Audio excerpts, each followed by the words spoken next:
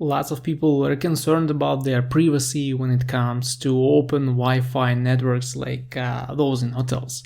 And people keep asking if hotels can see what exactly you're browsing using their internet network.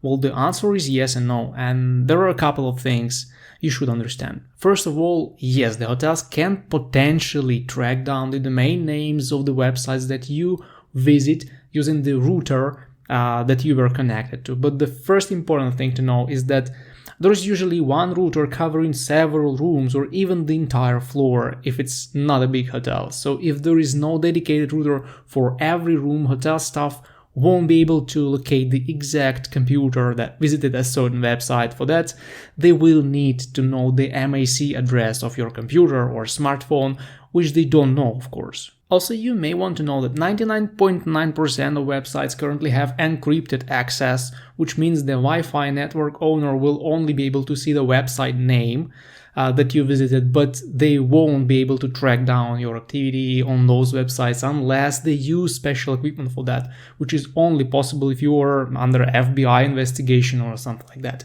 So they may see that you visited Google or ChatGPT, but they won't be able to see what you were searching for. This information is encrypted between you and the server that you're visiting, so no one can intercept the information unless very expensive technologies are involved. And the third important factor is that hotels don't care at all which websites you visit and don't keep track of that information.